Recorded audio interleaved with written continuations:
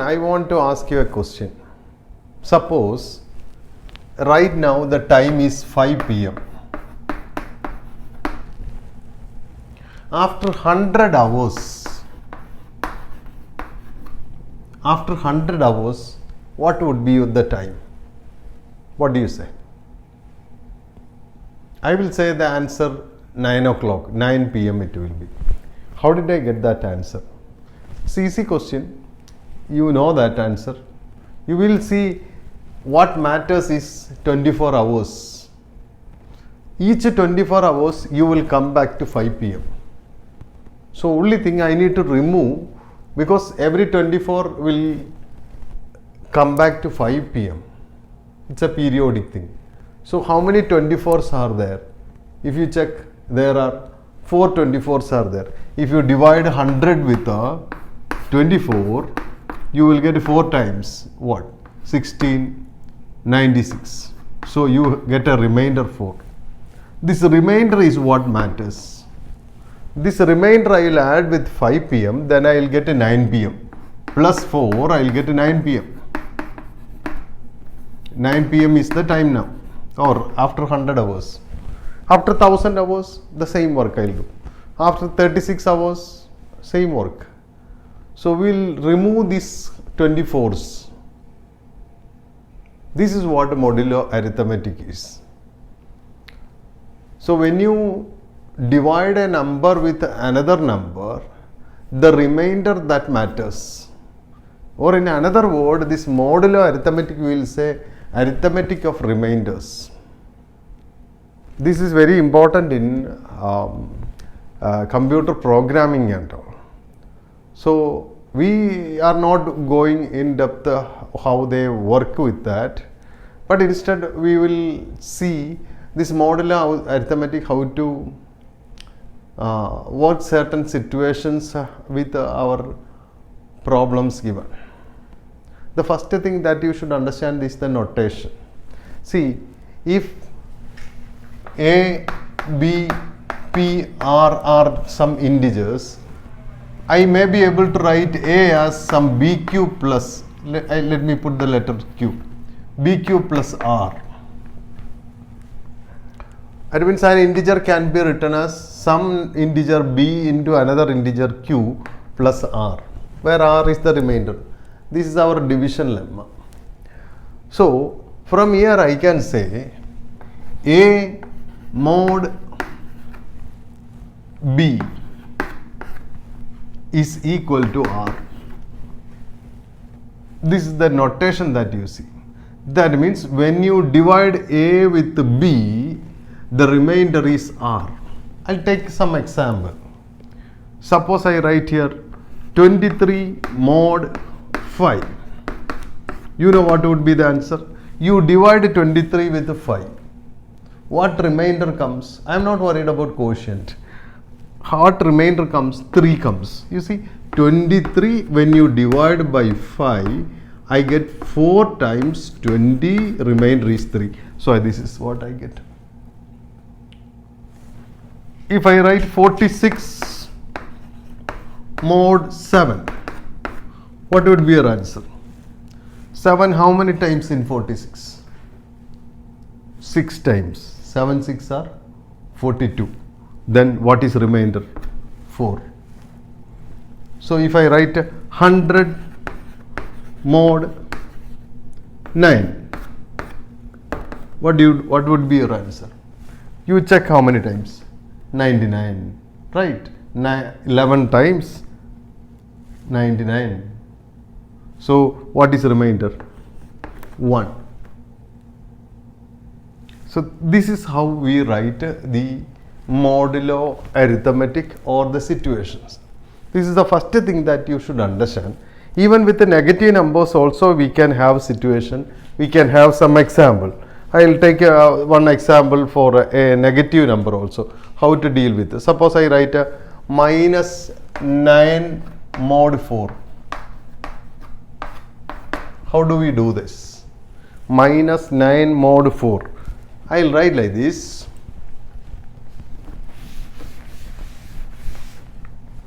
This means I need to divide minus 9. This is one area children may make mistake with 4. See, when you divide, you have to apply some quotient.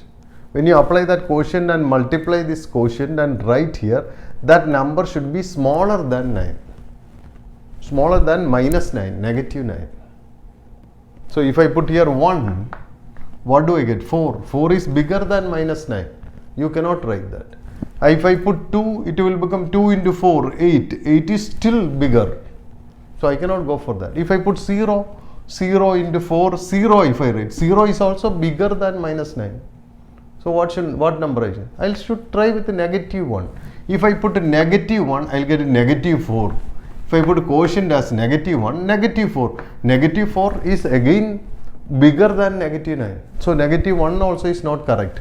So I should try with the negative 2. What do you say? Negative 2.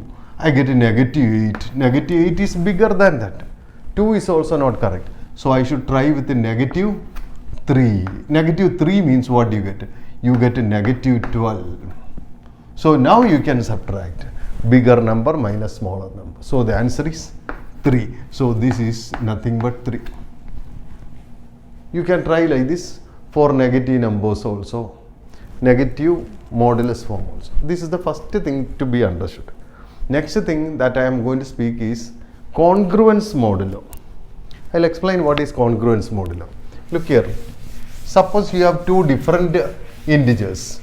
Two different integers, when you divide with a third integer, if the remainders are same, what does it mean? Let me write like this. 23 mod 5. And you take some 43 mod 5. What would be your answer here? 23 mod 5. When you divide with the 5, you get a what? 4 times 20. 3 is the remainder. What about this one? This also give the what answer? 3 as the answer. So I will say this 23 mod 5 is congruent to this 23 mod 5 is congruent to what? 43. We put the symbol like this. Or you can write 43 mod 5, or you can write like this. 43 mod 5 is congruent to what? 23. Either way you can say. The difference between these two, you see, if A mod B is congruent to C means A minus C will be, or B divides A minus C exactly. B will be a factor of their difference. You check 43 and 23. The difference is what? 20. 20 is divisible by 5. This is what a congruence modulo. We need to learn some properties related to this, which will help us to develop the idea related to this modulo arithmetic too.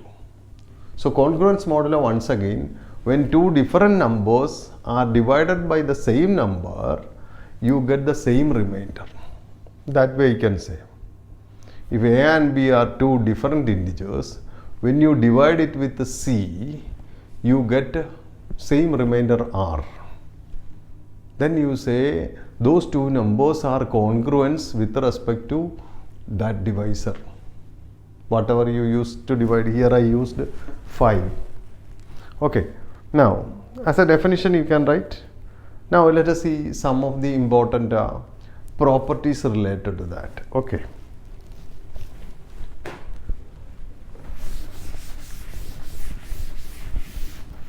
The first thing that you should understand is A is congruent to A mod B. See, because A minus A is 0. 0 is divisible by B. For the same number, you can always write the congruence like this. A congruent to A mod B. That is one property. Now, another property that I can say is with respect to addition, I can say with respect to addition I can say means if A is congruent to B mod K mod C, then a new integer A plus K will be congruent to B plus K mod C.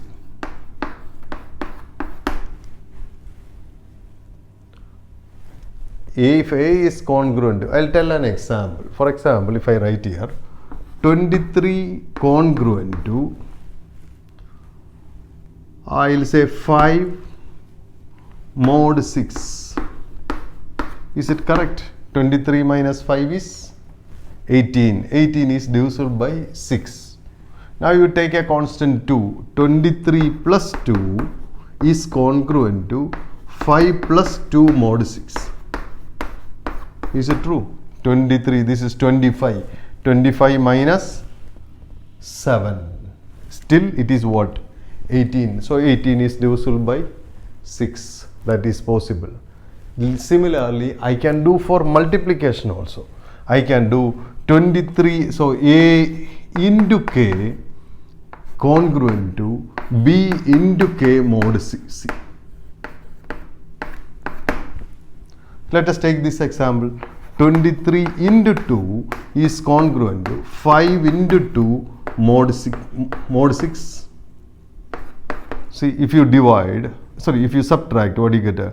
46 minus 10, which is mod 6. Will it work exactly? This is what?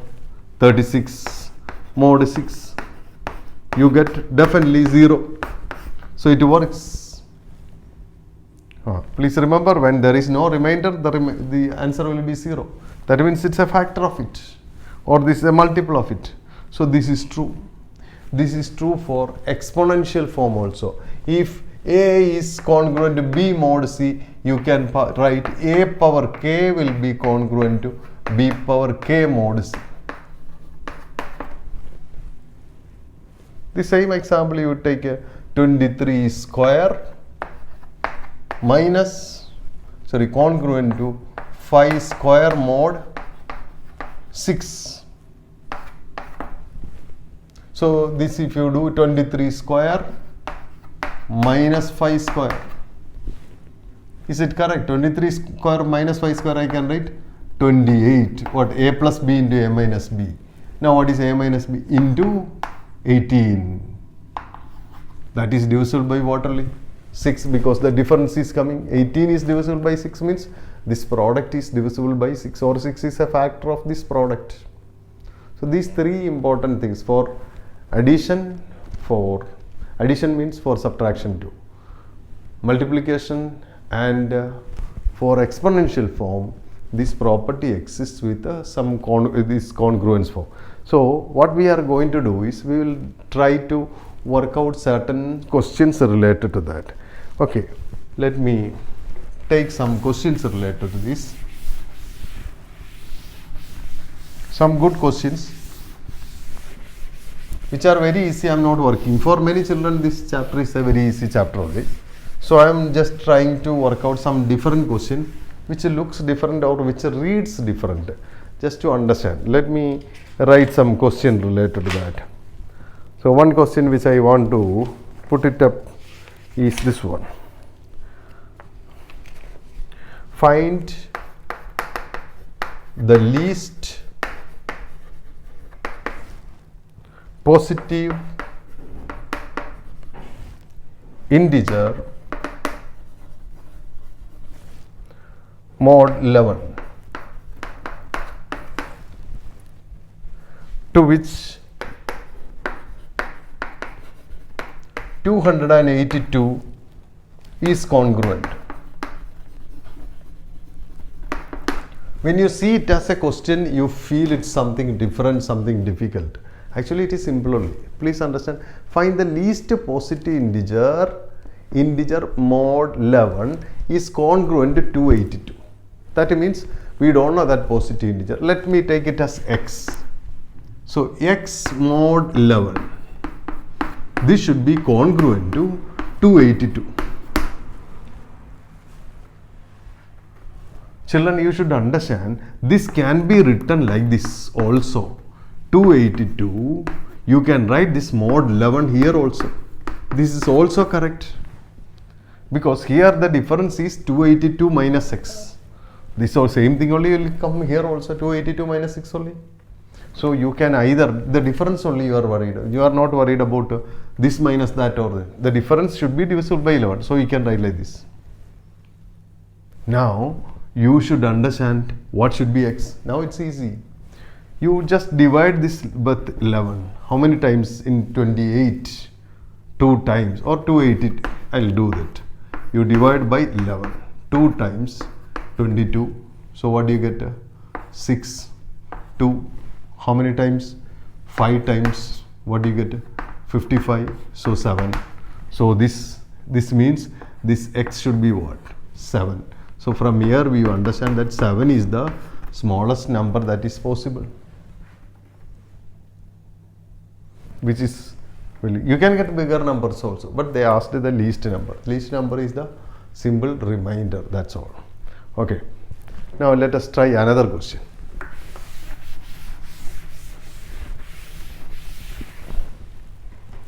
Another question which I want to write as find a such that a congruent to 7 mod 5.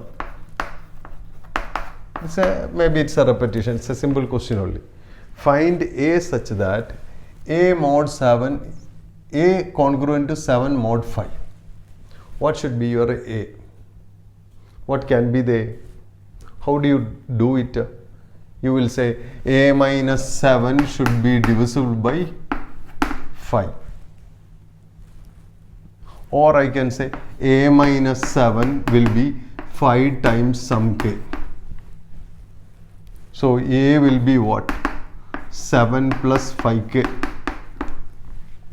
What is k? K is some integer. Sometimes it can be 0, it can be 1, it can be minus 1, minus 2, 2, like that. The simplest one is you take 0. When k equal to 0, a will be what? 7. A equal to 7 when k equal to 0. When k equal to 1, you will get 12. When k equal to 2, you will get what? 17. All these numbers will be correct here. 17 minus 7 or 12 minus 7, or you can try with a negative number also. If you take a negative 1, if it is negative 1, you can get a 2. If you put a negative 2, you will get what? Negative 10 and 7, you will get a negative 3. Negative 3, if you put also negative 3, and this will become negative 10 divisible by 5. So these are the sum of the values for a that you can use. Okay, they didn't say anything bigger value, smaller value, so you can write it like this. Let us try another question. Another question is little more advanced question. If x is an odd integer,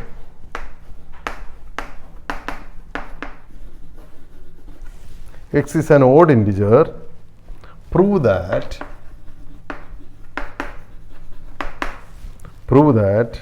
x square is equal to x square congruent to 1 mod 8. Prove that x square congruent to 1 mod 8. This is what the question is. You have to prove this one. When x is an odd integer. This is a very different question. It's a unique question. So let us try. Here it is given that x is odd integer. If x is odd integer, how can I write x? X can be written as some 2q plus 1. Say. Because x is an odd integer. When x is an odd integer, you know 2m plus 1, 2n plus 1, something like that, right? Okay, you write 2n plus 1. 2n plus 1. Now we are dealing with x square. Let me square on both sides. So you'll get x square is equal to 2n plus 1 the whole square. Which means what? 4n square plus 4n minus 1 plus 1. Right. I'll take this 1 to this side. So I'll get x square minus 1 is equal to, from here let me take a 4n common factor, 4n into n plus 1. What is this n into n plus 1? N is an integer and n plus 1 is the next number, consecutive numbers. You should know one theory. If you multiply two consecutive numbers, you will always end up an even number. See, 5 into 6, 30. 6 into 7, 42. 30 into 31. You will get what? 910. That is also an even number. So all that is two consecutive numbers if you multiply this. So we will say n into n plus 1 is even. That means it looks like, which is equal to, we will say 2k. Let us say it is 2k. Therefore, this I can write x square minus 1 is equal to 4n into 2k. That means what? It is equal to 8nk. That means x square minus 1 is 8nk means what? I can say x square, this I can say from there. X square is 1 mod 8 because it is x square minus 1. If you write like this, if you take to this side, x square minus 1 is divisible by 8. That is what I say. X square minus 1, 8nk means 8 is a factor. So that is how we prove this question. Okay. Then one more video I will make where I will put some more different questions. For this, we will stop here. Okay.